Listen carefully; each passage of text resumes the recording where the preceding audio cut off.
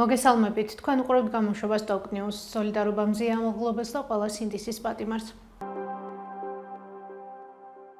ახალციხეში დემოკრატ მესხთა კავშირის ოფისში ევროკავშირის საინფორმაციო პუნქტი გაიხსნა.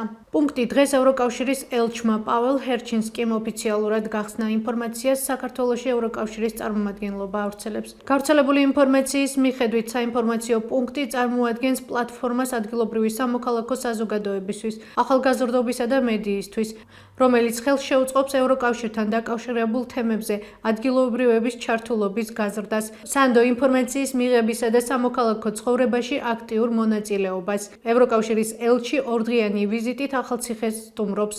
გავრცელებული ინფორმაციის მიხედვით, ელჩი შეხვდა ევროკავშირის მიერ მხარდაჭერილ ადგილობრივ ბენეფიციარებს, სამოქალაქო საზოგადოებას, ახალგაზრდებსა და ეთნიკური უმცირესობების წარმომადგენლებს.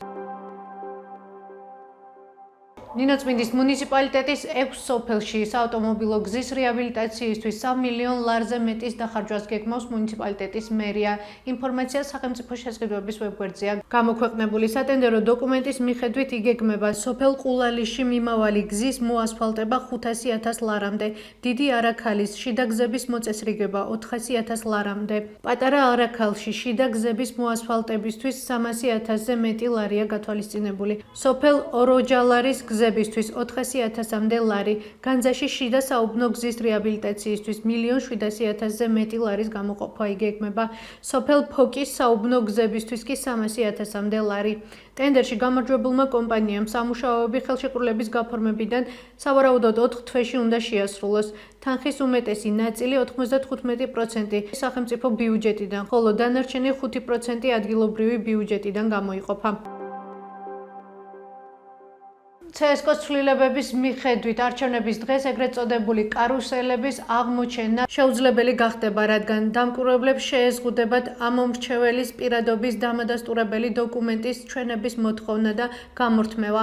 ამის შესახებ ჩვენს რედაქციას სამართლიანი არჩევნების სამართლებრივი ექსპერტი გიორგი მონიავა udasturებს. როგორც იგი გვეუბნება, მიღებული ცვლილებებით ზემოთხსენებული კენჭისყრის შენობაში ყოფნის უფლების მქონე ნებისმიერ პირს ეხება, რაც ართულებს ერთი პირის მიერ რამდენჯერმე ხმის მიცემის შემთხვევის გამოვლენა.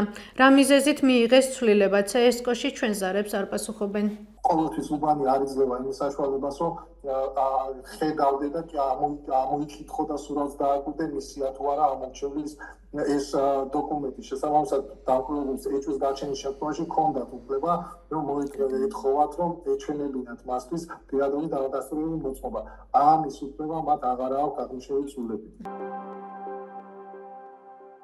ეს იყო ჩვენს ხელთარსებული დღევანდელი ბოლო ინფორმაცია. მეტი და დეტალური ინფორმაციისთვის ეწვიეთ ჩვენს ვებგვერდს TalkTV-gy და Facebook გვერდს TalkTV. მადლობთ რომ გვიყურებთ. ბედნიერ უქმეებს გისურვებთ.